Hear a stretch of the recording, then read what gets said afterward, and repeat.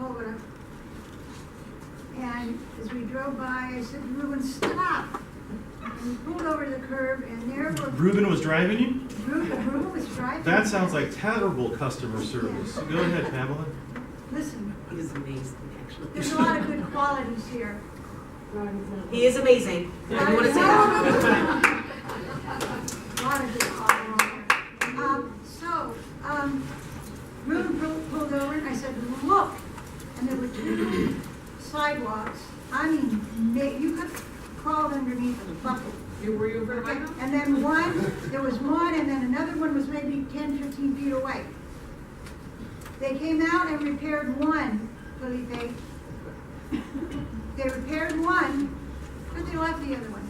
Just a story, you don't have to comment, I'm just telling you that, and they were both, they were there, they had the trucks, they had whatever the equipment they need. Now, and then I want to just verify something.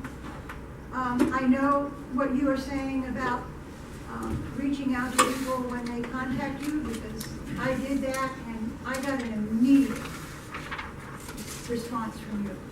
As you know, I was upset and I got an immediate response from you. So that's sincere, what he is telling you there. Now, the second part of this this agenda item is how we can work together to address these issues.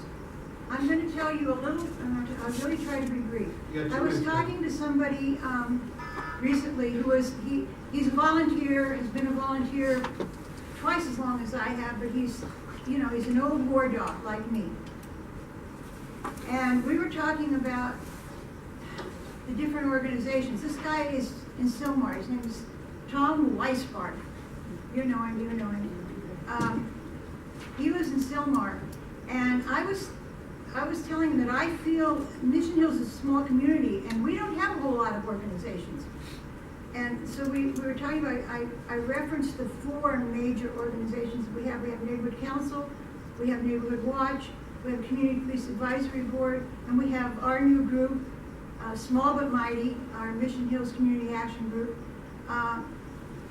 But it seems to me that these groups have become very insular, kind of operating in a bubble, and there's not the right kind of networking going on, there's not the right kind of communication going on.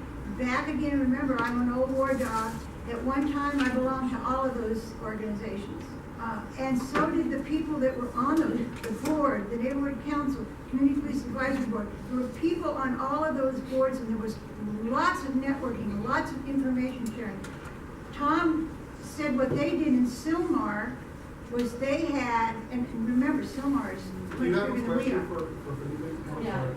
I'm giving you some ideas here, I hope, of a way that we can communicate better. One of the things that this Tom Weisbart told me they did in Sylmar was they had something called a community coordinating committee, so that all of the organizations in Sylmar got together on a regular basis and shared information and figured out the best ways to get this information out to the community.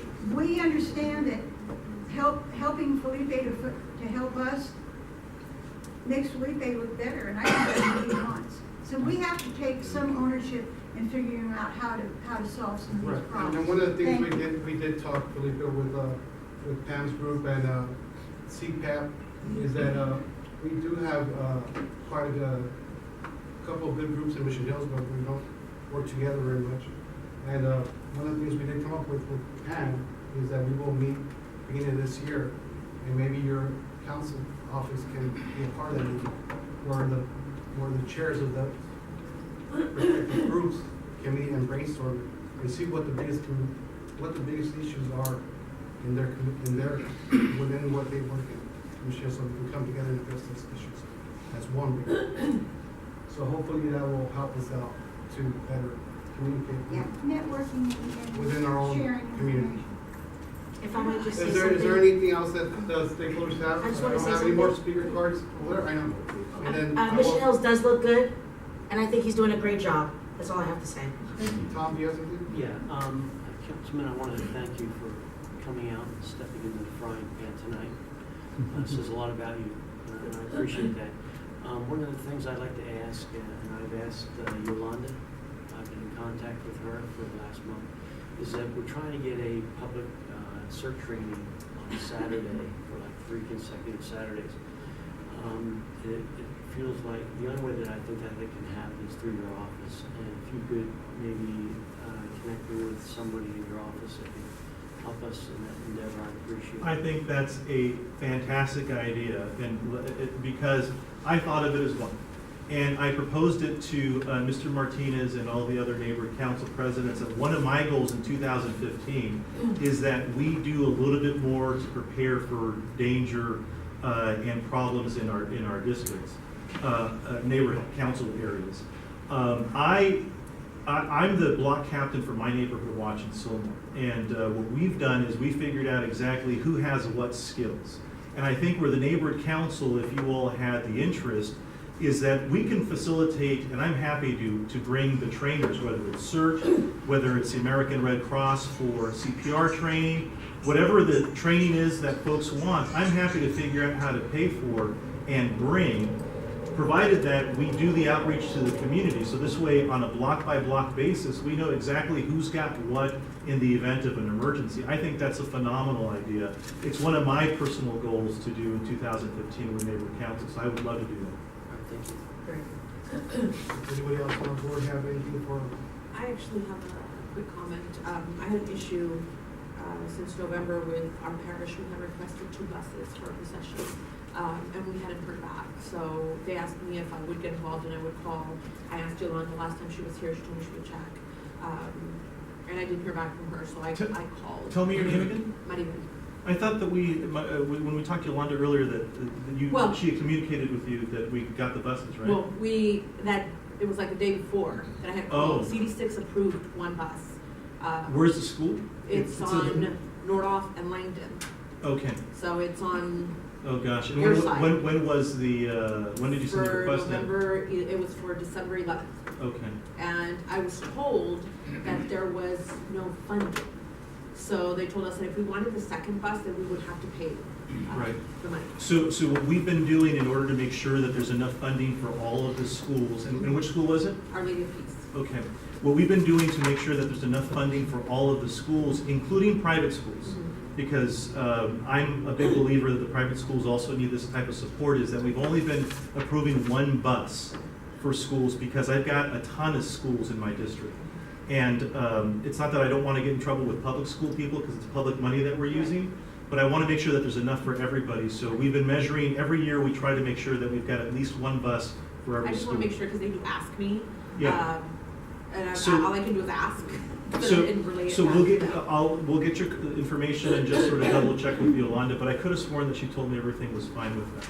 Yeah, we just, we Yeah. knew the day before, so. Yeah, it's tough to do 2, because there's only a finite number of bus dollars that we get Right. per council district. But, just like we had said, if they tell us, you know what, we won't be able to, Yeah. then we'll go to the next, Okay. level and just do whatever we need to do. Sure. Thank you. Yes, just real quick, and thank you again for being here tonight. I had a conversation with the gardener and our person in charge of gardening the Indians in Mission Hills. And I asked him, are they disintegrating because the water's off? And he said, well, the water's off because the system is broke because they keep stealing the grass fittings, okay? This was back in September, Yeah. okay?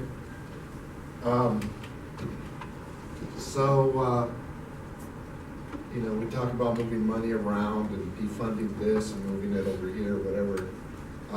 I realize we're in a huge deficit here in the city of LA. I get that.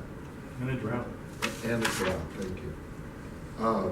But the meetings aren't being watered, my understanding, because of the drought. It's because the system is not working, it's broken. And maybe you can help me understand a couple of things. What's the status on getting that repaired and up and running, one? And two, if it's a funding issue, then why do surrounding areas that belong to LA have better looking medians than the ones that we have, Yeah. that are part of the same system that we are? Can you address both of Sure. those things? So I'm going to ask Ruben for a little bit of help, because the last thing that, this has been an ongoing sort of issue, because there was so part of the challenge in a lot of this stuff, including on this one, at least at the beginning, is that there are some services that are being contracted out, and so we can't violate the contract because we entered into it. And this one, initially, the problem was with, you're talking about the one nearest to San Fernando Road, right? I'm talking about from Plummer up Sepulveda, all the way Yeah, to all the Brandon, way, all the way yeah. to Laurel Canyon. I mean, Yeah. take your pick. Right. They're all bad, and the problems are one thing. We're looking for the solution. So you know what, I won't tell you about the problem. Here's what I want to do, is I want to rip out everything that's there, including the plumbing, and put drought tolerant natives there. Because you don't need water. In fact, I introduced a motion in the city so that we begin doing that on all city property.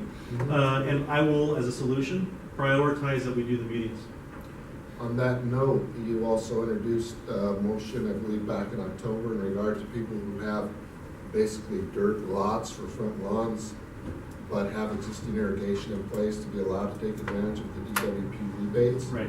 And asked for a 30-day response from DWP. Did you get anything on that? So or- we're working Yeah. on all of that, because part of the partnership with that $3.75 rebate today, Sure. $2, if I'm not mistaken, we upped it to 75 cents. So $1.75 comes from the Department of Water and Power, $2 comes from the Metropolitan Water District. So it's taking a little bit longer than I wanted it to, because it's not as simple as DWP saying yes to the idea. We have to get sign off from MWD, Metropolitan Water District. They Sure. are the water wheel that we buy from. Yeah, they're giving $2. And the city does- DWP gives $1 and City Hall gives 75 cents. Yeah, but it's all sort of, so we can't do our part unless we get MWD to do theirs too. Did you get anywhere with the response? Because you asked for 30 days. We're waiting for MWD to come back with their legal, because they have, where it gets really complicated, and this is sort of the fun that I have from a policy perspective, is that with ratepayer dollars, the $2.75 per square foot, you can't just give it away. There has to be a direct nexus to water security and water supply. Sure. The nexus that the attorneys say is the green grass, because it's clearly being currently used for water. I'm trying to be creative in getting the attorneys, both from MWD and DWP, to recognize that in communities like ours, the second it rains and as soon as there's green again and we can afford it, we'll turn it on. So the law doesn't recognize that, because there has to be a direct nexus, thanks to Proposition 218 and Proposition 26 that we all supported, because we want to guard public dollars. There has to be a direct nexus to any fee that is, or a rate-based dollar. So the problem is, when it's dead, the attorneys say, clearly it doesn't increase water supply because no one's using it. Sure. I make the argument from a practical perspective, which is dangerous in a policy arena, because the second it rains, people are going to turn on the faucet again. So we're stuck right now with the MWD, but I'm hoping that in the first quarter of this year, we'll get a response back. There's still plenty of money for the program, and the bad news, good news, is that there's still a drought, because even if we get 3 more consecutive years of snowpack like we just got this storm, we're still going to be in a drought. So it's my hope to make sure that we can retrofit those neighbors and those families who can't afford it or purposefully turned off their water already to save water, and they don't get axed out of the system. So I should know a little bit more in the next couple of weeks to month. I don't want to forget either, though, on the DWP billing thing, which is really important on the water usage part. I introduced the motion to go to, I forget who said it, to monthly billing. And that's also going to start this first quarter. They're going to do it in different parts as a pilot in the San Fernando Valley. It won't be this area first. They're going to do it in the parts where the billing system blew up first. Not because they want to punish anybody, but because that's where the system had the most problems with meter reads. And meter reads is how we predicate our billing cycles. And so we want to make sure that in a couple of communities we get it right before we launch the monthly billing, because that's gonna make us all save more money, because we'll be more attuned to how much it is that we're spending on a monthly basis. I forget who said that, but that's happening this first quarter, and I've been on the department as the maker of that motion to get them up and running, but they had this big blow up with the utility bills, as you all know, and that's been really cumbersome in getting it to what we needed to. But certainly, again, back to the mediums, then you're not saying we're gonna let them disintegrate until we can go drought tolerant out there, are you? No, so I want all of us, I want the city of Los Angeles, anywhere that they have water consuming non-native plants, to rip it out and replace it with natives. That costs money up front, because the capital to put in the new plants isn't cheap, but it pays for itself in the long run. I will find out exactly what the timeline is for those meetings. And what is the likelihood of getting DWP to come to the table with funding on that, or rebate the city as well? Well, there they wouldn't do it, because you can't use rate-based dollars to do that type of stuff, because it doesn't directly impact the people who have paid into the rate base. That money has to be spent a certain way. The money that would address the medians all comes from the general fund, which happens to be in a deficit. But I will find out and give you an answer on sort of how we can clean it up, because I did a planting there with North Hills Neighborhood Council when we first got into office in the same area. Because of the drought, doesn't look good. And another repercussion that we're having that most people don't even recognize, all of these pipe breaks that we're having, we had one on New Year's Day. Throughout the city of Los Angeles, the pipes are breaking where there's pressurized water. People don't know this, it's because of the drought. Because we've had so much contraction and loss of moisture for multiple years now, 4 years. It's freeing up the pipes, and they're under pressure, and they're twisting and breaking. So the drought is having a real effect, not just on how things look, but on the system in general. And so the department is trying to figure out how to use new technology so that we don't have those service interruptions. The point of me bringing that to your attention is that, in my opinion, anytime they touch dirt where they're fixing pipes, that's the opportunity for us, since we're already there, to go ahead and re-landscape some of these areas. So where we're having trunk line replacements, for example, like on Foothill Boulevard and Sylmar, I'll make sure that they do that there, but I will get you an answer on these meetings in short order. Thank you very much. My pleasure. I appreciate it. Real quick, because we're running out of time, but Well, I've got all night. I mean, I have to respect the board's time and stakeholders' time, but one of the hot topics in Mission Hills, and two hot topics, is one of them is a mural in San Fernando High School. And it's an ongoing blight. It's in a spot where apparently it's always gonna be a problem. And if it's always gonna be a problem, and even though let's just say we fix it, and it just seems to be in a spot where it's always gonna be a continuous problem where we can't get rid of the graffiti in time because we have to worry about a mural being there.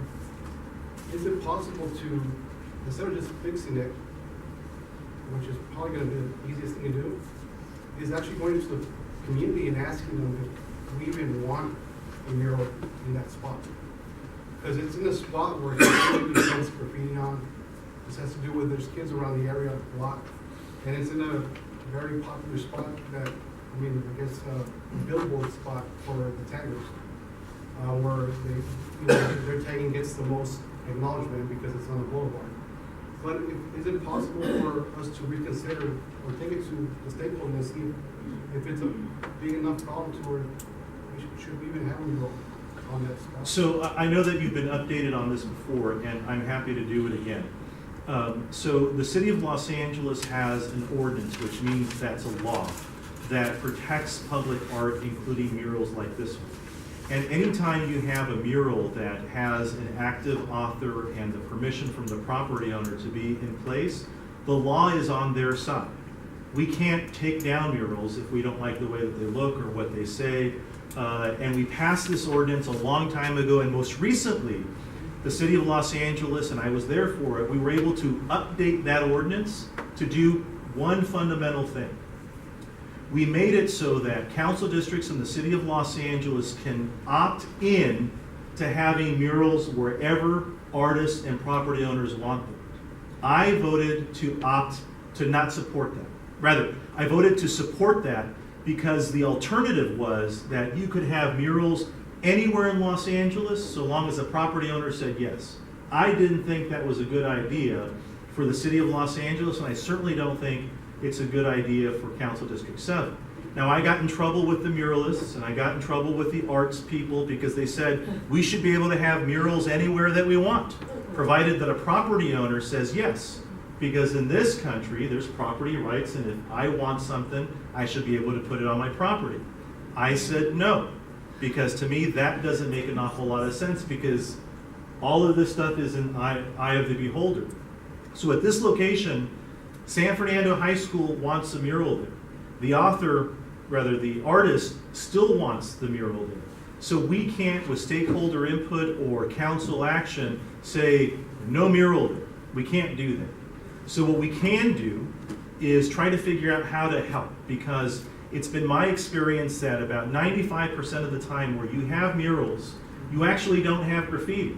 In Pacoima, I wish Mr. Lozano was here, in Pacoima we have an area that's recognized as the Mural Mile, one of the best places in all of the city of Los Angeles to witness murals. And let me tell you that there isn't any graffiti on a single one of them on Van Nuys Boulevard, and there isn't any graffiti on any of the adjoining buildings, because a lot of people are, in large part, admiring and respecting the murals.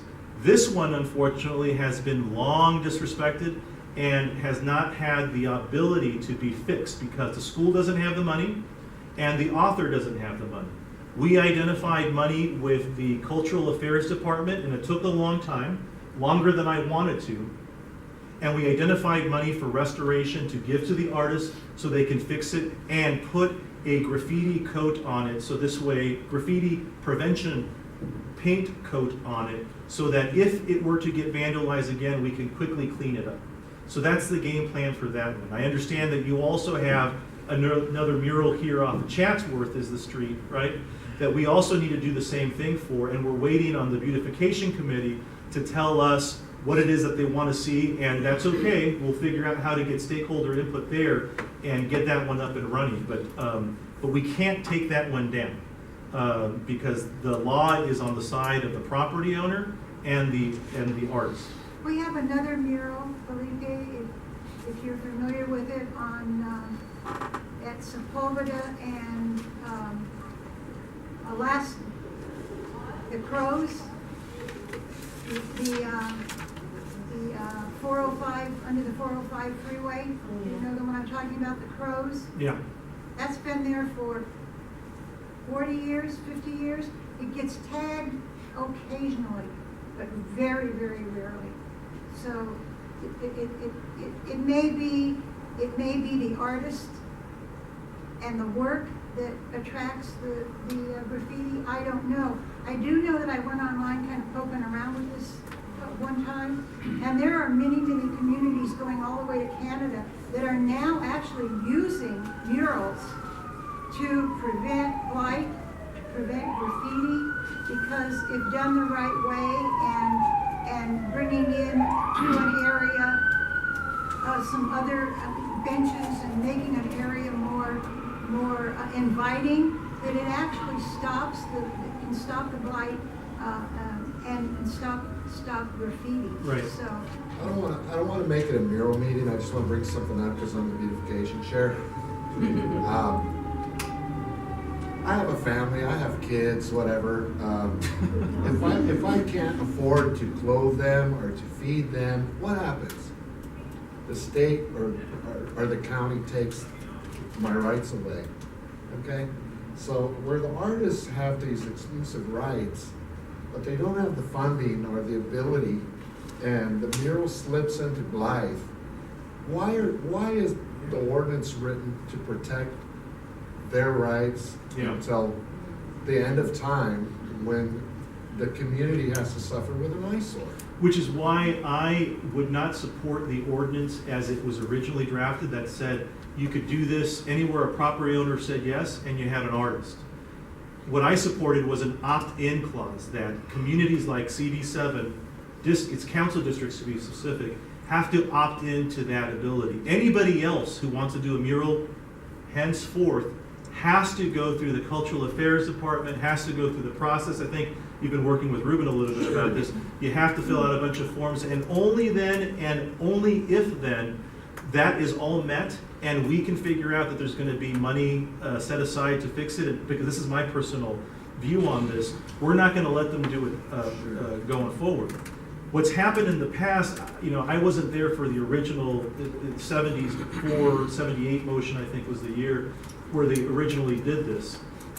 So we fixed it, and I caught a lot of heck with a lot of artists because they said we should be able to do it wherever we want, and I just didn't see it that way. So going forward, there's a process, and that's something that I supported, and I made it a point to make sure that amendment was done in council so that we don't have this situation going forward.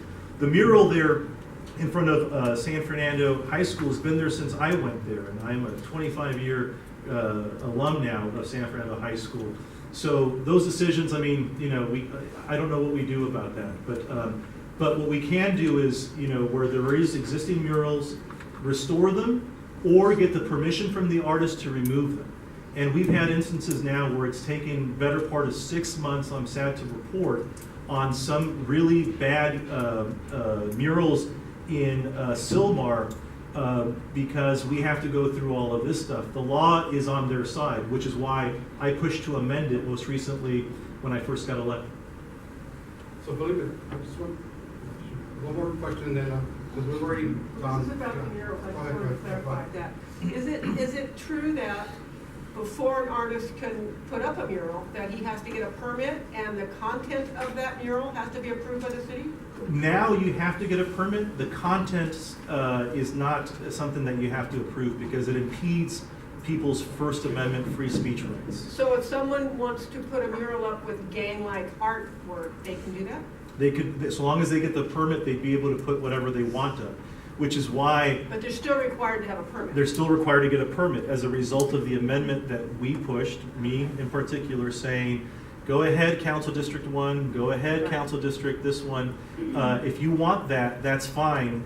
I don't want that. You have to go through this process, and we have to, as a city council district, opt in if we want to sort of throw that process out the window. Okay, and also, isn't there an ordinance in place that if someone graffitis on your wall, you have a certain amount of time to remove it? Yes, but the problem is that, or the challenge, I should say, is we can't expect that to happen as quickly as we want it to. There's also an ordinance that says that after your trash collection, that the bins have to be back in by 8 p.m. that day. We know neighbors, they don't do that. So what I've done is, going way back to my council deputy days when I was Ruben Zaragoza 15, 16 years ago now, I helped create a nonprofit that is our Northeast Graffiti Busters. And they have grown so effective that they not only take care of CD7, they take care of most of the city of Los Angeles. I make it a point to meet with them regularly, and Tom, recently, we're going to figure out how to get them more money for the Sylmar area, as well as the Mission Hills area, to make sure that we have more coverage. Because to me, the things that we need to focus on that are in my ability is making sure that we have clean, visibly clean as well, communities. And it's hard. You've all read the newspapers on how dirty, from an illegal dumping perspective, the entire city of Los Angeles is in. But I'm working with our contractors on top of the Department of Sanitation, which I manage in my committee, to put more resources in to try to keep up. So we're working hard to do it, but again, it's not to use it as an excuse, it's a point of fact that the city of Los Angeles finds itself in a really difficult budget situation. So I'm using the discretionary money that's available to me to do stuff like that, as well as fund the overtime police cars, both for Mission and Foothill Division, so that we have as much coverage as possible from a light perspective, whether it's visual or neighborly, so we don't have the problems that we have. I'm not doing it with Lopez Canyon money, though, because that is intended for that community. So the portion of extra service that they get, I make sure that we figure out how to make all of this balance and not balance at the expense of another community, because as easy as it would be politically expedient to use some of that money to go oil a squeaky wheel here and there, it's not the right way to do it. which is why I put the money back where it was supposed to go. Okay, so, because we've gone way past our 30 minutes we allocated for this event. So thank you again for coming down and taking the time to hear us out. I hope we can work in the future closer and communicate a little better than we have in the past. As you can see, everybody here is passionate about what they do. Everybody here is passionate about what they do. And again, we're not asking for a handout, we're asking for a hand up. Let us do the work. Just, you know, you guys have been in office for a very long time, as you've said. You guys know your way around the system. It's all about teaching and learning and giving up everybody an opportunity to be able to do their part in the city. But sometimes sense of direction is something that's missing in between getting things done and wanting to get things done. Sure. So let me thank you all for your time and your attention to all of this issue. And I have a friendly suggestion. I think that in my very limited time, now almost 20 years working in public space, whether it's for nonprofits or for government, the best way for us to work together is to make sure that we have a relationship. So I do have to point out that I think that the reason I called you earlier is that I think it's highly inappropriate to single out individuals when you have the ability to call and talk to a district director, a chief of staff, or even better yet, you've got access to the elected representative for the area. So my desire to not have this heard today wasn't because I'm afraid of addressing individuals' issues or concerns. It's that you need to direct your energy, in my opinion, Jesse, in a way that is going to be productive and reflective of the entire group. Not having stop signs or parking signs, I don't think is grounds to ask for the removal of a staff person. I certainly wouldn't have done it had you voted for it based on a vote. I staff my office in a way that is trying to be as responsive as possible to every person in the community. And it's not to say that we're perfect. We're far from it. There's a lot that we can still learn. I'm talking about myself and my staff.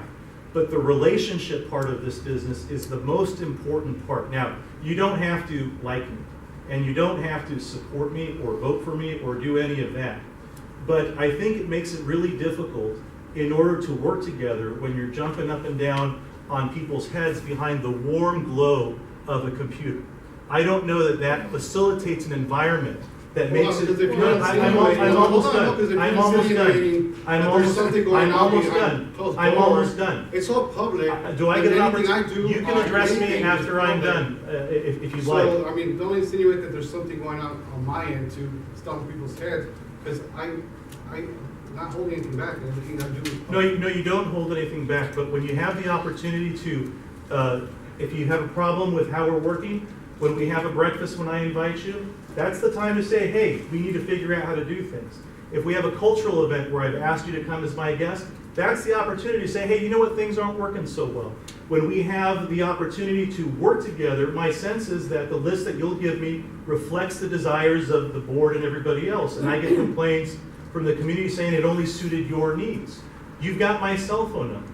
To dress down my staff or my district director is not the best way to figure out how to get some positive results. So my desire and hope and advice for all of us, including myself, is that we don't have to like one another. We don't have to support one another. But what we do have to do, in my very humble opinion, is figure out a way as president, as the elected representative, to work together in a way that benefits the entire community. That's all that we've got to do. And so my advice is that if you can't communicate well with any member of my staff and it needs to be me, that's fine. Just pick up the phone and call me. The remarks online or saying, you know, whatever it is that you say is okay if you weren't president of the neighborhood council. I have very. That's your opinion. I'm That's almost your done. opinion if it's not. I'm okay. almost done. It's your opinion. It's not.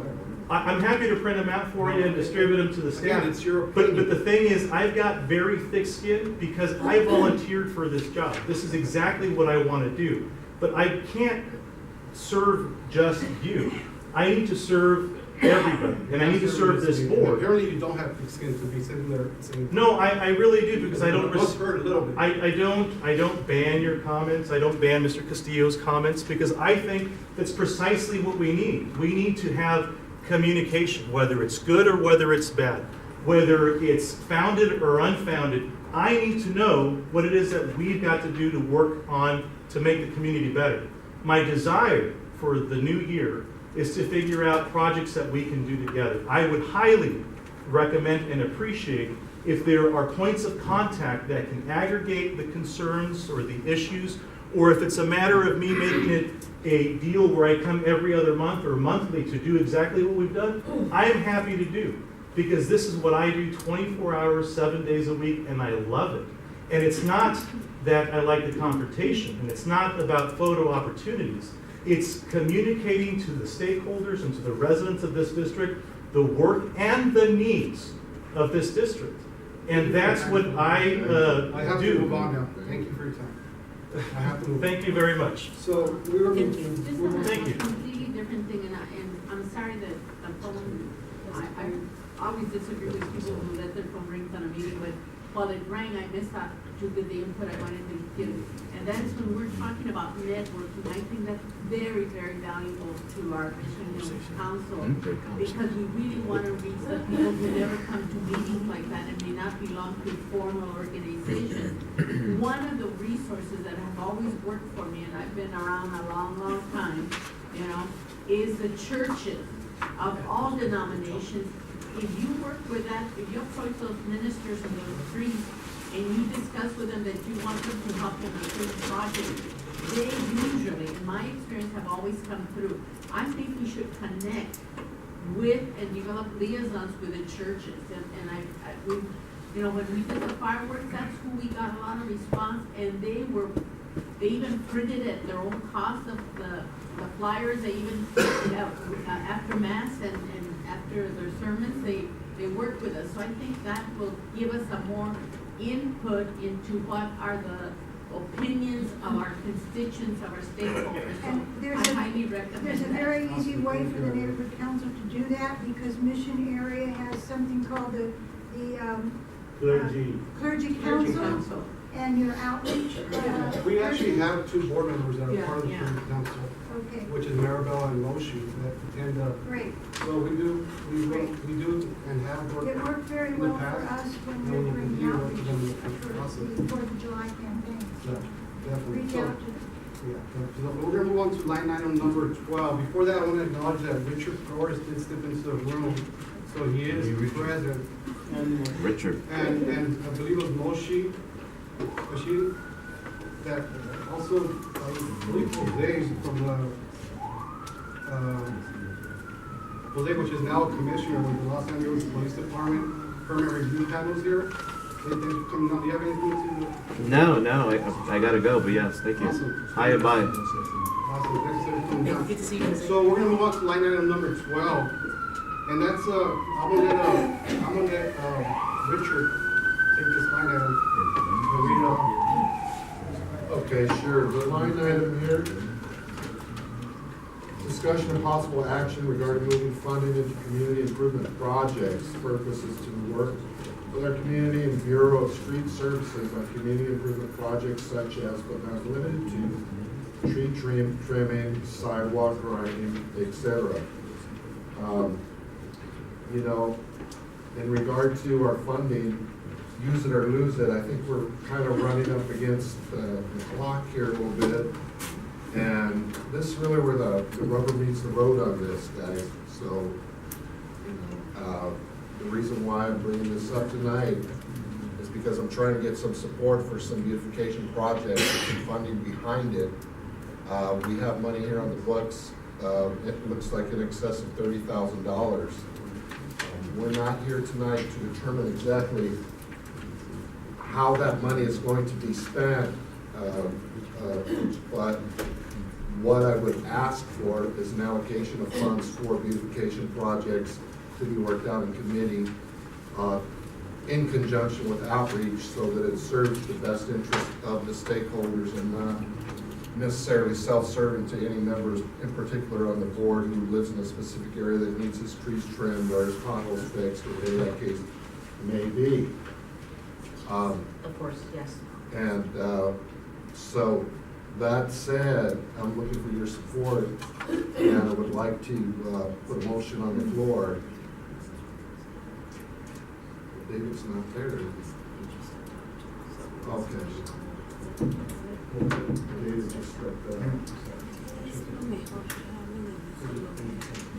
Okay, well, I guess it is being taped, so we can move forward.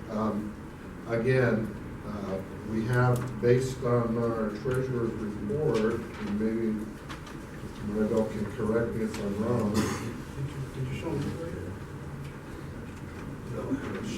So there's a actual form, and Oh, okay. unfortunately, I don't know if you guys have seen this, but this is the form we have from street services. And again, we want to make sure we bring street services to a community as much Everybody as have a copy possible. of this? And what we discussed is bringing that street services to our community. But in order to do so, we need to make funding available to be So able to. we have prices there of different services that are being offered, so it's something that we can, discuss in committee and determine which way we would go with this. However, again, it is use it or lose it time. This is us hiring them and paying for it out of our money. And the reason why, at this point, I'm trying to get these funds for the betterment of our community. If we don't spend that money that's in our budget for the Mission Hills Neighborhood Council, we will not be funded next year at the same level that we were funded this year. We're gonna be funded based on our spending from, this current year that we're in. So like I said, we're up against it here with just, I believe, 2-3 months to go, and that's it. So, I think it's the right thing to do. That's why I'm bringing it before you guys. I want to work hand in hand with outreach before we spend a dime. And we're going to get pretty busy on this, should this funding motion get approved tonight. So does our stakeholders have any questions regarding the funding? And that's, Yeah, you just stated that your funding for next year's budget's based on your use. Is that true? Yeah, Thank you. is that true, is my question. I That's have my not. understanding. I'd like something more definitive on that statement, because I don't recall seeing anything in relationship to this budget decision, nor any city council action regarding this. Okay, then Actually, So I just don't know that that's a fair I'll statement. let our to make. treasurer address that. the meeting we had done, we had a training over in Chatsworth. We were told by, where's he? That it all depended on how much we spent. Now, we haven't spent much money this year, and I can tell you last month, Don transferred over $162 to us. This month, they transferred $192 to us, because our spending has been about that much. So it's all gonna be based on the money that we spend is the amount of money that's gonna be brought into our bank account. And if we are not using the money, then they will use it for something else. That's different. It's different than what was stated. so Okay. we will, and we will correct. Thank you for pointing that out. We will correct that, I mean, instead of I saying. need to, I'd like Because, to finish, because that was the question part of it. The second part that I would like to say is, it's been my experience that reallocating funds until you actually know and have an approved motion on the table for a certain amount of funds to be used for a certain project is probably not the best thing to do with your budget. I mean, to me, it's like putting the cart before the horse. Okay, you've got $5,000 to spend on these things, when in actuality, what should be happening is out of the committee, it should be the motions, we want to do this, it's going to cost X amount of dollars. We're requesting reallocation of funds from this to pay for it if the board approves that action. I don't approve of coming up with a dollar amount when you don't know specifically what it's going to be spent on when you're reallocating those funds. It might not be in your opinion, the way to do it, but it's not a wrong way to do it. there's nothing wrong with there being funds available for that project. So if that's the way the beautification committee chooses to do it and the board agrees with it, there's nothing wrong. That's fine, I just needed to say my opinion. I appreciate your Opinion taken. Go ahead, Pam. I'm sorry, I'm puzzled. I don't understand exactly what you're asking to do. You're asking to set aside a certain amount of money. Am I correct? Did I hear right? Okay, $30,000? maybe I wasn't clear. Yeah, What can you I'm explain trying it to me? do, and I don't have the handout in front of me, but there are a list of services here, okay? And costs related to those services. I'm looking to allocate a certain amount of funds so that we can have some projects done. These specific For services? these specific services. We don't necessarily know which projects are gonna be chosen until we do the outreach. So, to go out and spend time doing outreach and waste a lot of what I would think is precious time for things that may or may not get approved. I mean, of course, we're gonna do the outreach, bring it back to the board and let us know. What is a drop dead date? What is your timeline? I'm looking at the end of March. So, pretty quick. Okay, I have a better, clearer understanding. Does anybody else have any? Does the board have any questions regarding the? Go ahead. Just for clarification, if we're going to be allocating funding, basically the way I understand this is a discussion of possible action on moving funds into community improvement. So what we'll need to do is identify what category, the 5 categories. Yeah, I think we have identified, there's outreach, correct? Richard? It would be beautification. Well, the funding will be coming out of outreach. Coming out of outreach and Right, beautification. to the community improvement projects. And then what would be funding line be the amount of? What, did you come up with that? My motion tonight would be for $15,000. And whatever's not utilized would go back into the outreach fund. So- For the other one. So currently, we have $4,000 in the community improvement project line. So we will need to allocate or move over $11,000 to give him the things that he wants to be able to work with in the beautification committee. Does anybody have any questions regarding that? I would just comment on that, there are a lot of services that we need to do and develop to improve the community.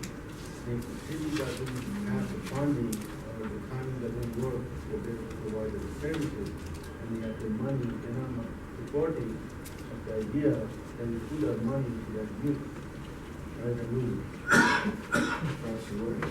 I think this goes hand in hand with what we're telling the council members, that we're not just staying back asking you to use it, we're making funds available and trying to do our part in making community improvement projects happen. The ad hoc committee, we had our first meeting here recently, and we're working on now, putting together a budget. I think I spoke to you. Does that have to do with, Well, I'm asking you, what, does the land use committee have a budget? And what, Ma'am, the budget, the budget for outreach comes out of the general outreach fund, which currently we have $19,000 in that fund. So if we were to give any committee an outreach ability for a set amount of dollars, it would come out of that outreach. Keep in mind that we have a couple of line items like operations, outreach. oh, yeah, I know. And so we can move around money to make those. What I'm just wondering is because the ad hoc committee, it will probably, at the next board meeting, set our budget, make our request for the budget for the Quantum Spreading Grounds ad hoc committee. So we're okay? Yeah, The we're timeline? definitely okay. Okay. So does the board have any other questions regarding this? I do. How will the decision be made on what's being done? beautification committee as far as community improvement projects. And the beautification committee consists of stakeholders and owners. In conjunction with outreach. So, nothing happens until the outreach is done. This is not gonna be, these are not gonna be, special interest projects around town for, you know, sure, I got sidewalks that need fixed, sure, I got trees that need to be trimmed. If I can get something on that list, I'd be lying if I were gonna sit here and say no. But, you know, in all fairness, you know, he who goes to the party dances. So, Have it right. yes. Are you basing what you're gonna do on the 8 hours of these various types of projects? But that's just a basic template that I want to show the board tonight. It's not necessarily an updated list of exact costs. We're coming up with $5,000. Who's going to be responsible for example, machine street sweeping? We're gonna find out before we spend a dime. That's all I can tell. I can't get that specific at the moment. But we're gonna find out before we spend a dime. This is just a motion to move the funding over to community improvement projects. That's the only. Could we ask questions from somebody? Is there any problem for us to hire somebody with license to do the stuff that we want to do, rather than hiring a service? So I'm fairly certain that in order to do that, they would have to pull permits to do the type of work where the city of Los Angeles wouldn't have to. And so I don't know, depending on the work that you select and how close together you batch it, whether you'll have savings doing it that way or not. But I think what you want to do is figure out how to get more for your dollar. Right, but the problem is that if you do onesies, twosies, and that sort of thing, that necessitates multiple permits for the type of work. And so it probably won't be as cost effective as my guess, but I couldn't tell you until you sort of said, here's the grouping that we want to do. That's the advantage that we have as the city. And in the pamphlet itself, there's a whole pamphlet to this. I just wanted for you guys to give Richard a pamphlet. Actually includes the permits cost to making these services happen. All of that will be shown out, broken down in committee though. Tonight is not your place. Tom, just one quick question, correct me if I'm wrong, prior to us doing anything now, any funding that has anything to do with this or an amount, there has to be approval done prior to, correct? Yeah, I make a suggestion, I think what would be a prudent thing, is that we agree, you know, if we want to make a decision on, or voting on a decision to move funding, we can say, yes, we can take the vote. I think what we ought to do is, in next month's board meeting, is to actually put a dollar figure on it.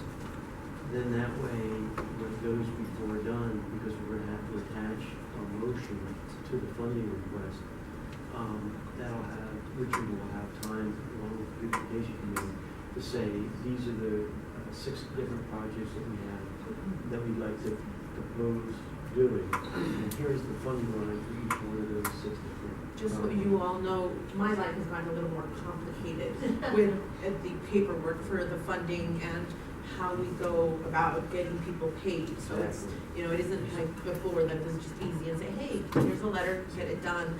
Now it's 10 times. Well, there's, and again, this is just a motion to move, this is a motion and we're going to run it. But it doesn't have to take a month. We could call a special meeting and if the beautification committee decides on something, why do we have to wait another month? Why do we have to wait 2 more months before our next board meeting? It gets into 3 and 4 and then. You're correct. We can have a special meeting. We can have a special meeting and set forth the pace so that we can dictate getting done instead of having to wait another 2 months. It's And I just think time to that's, take action. I think that's part of Richard's concern is that it is now, we are now 7 months into our fiscal year, and we've spent, what? $5,000. I mean, the community obviously needs stuff. And it's interesting, my point is that. Hold on,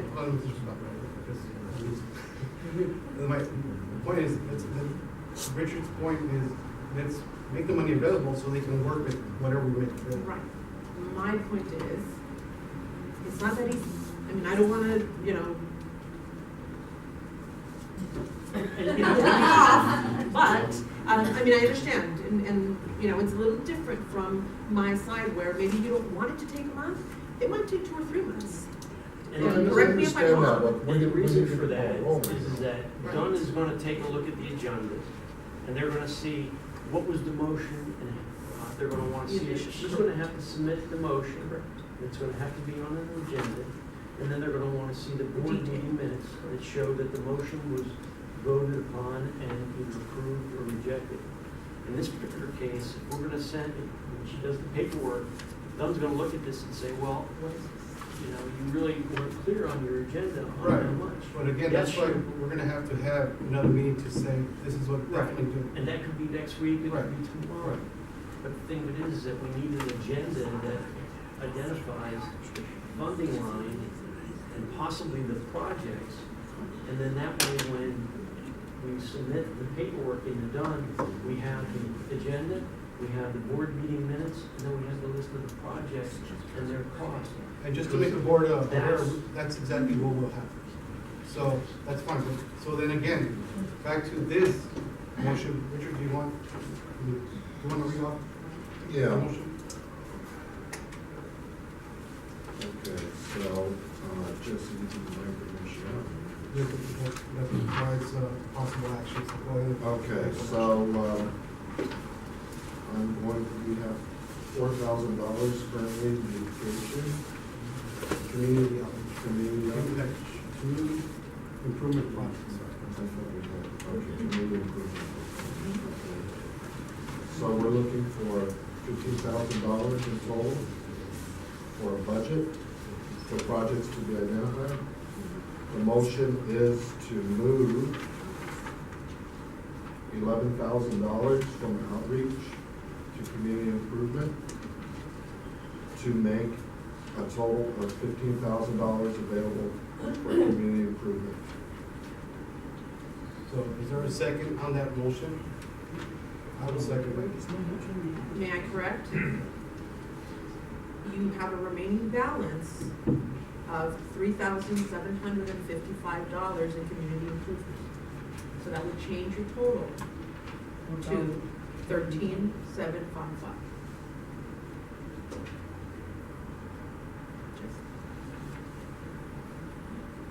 Mr. Chair, it's up to you, but I would recommend that an end budget total not be part of the motion and simply keep it at the first part about reallocating 11,000 from the one category to the other.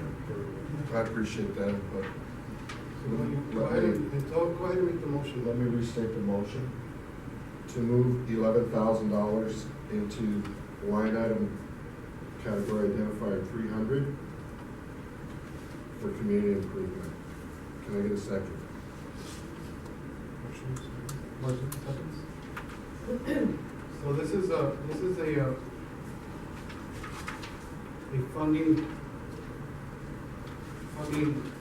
motion, so I need to be read by names, the count.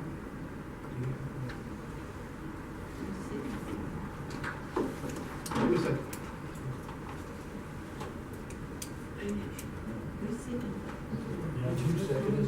Yes.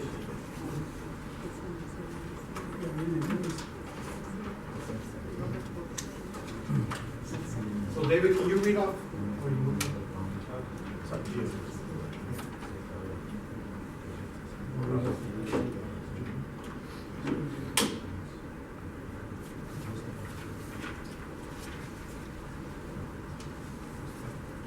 Jesse Martinez?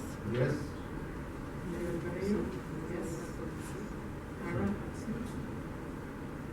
Boris Rahimi? Yes. Lynn Scott? Yes. Raymond Garcia? Yes. Lucy Gaceti? Yes. Jose Arevalo? Yes. Carlo Salamanca? Yes. Richard Tocher? Yes. Tom Johnson? Steve?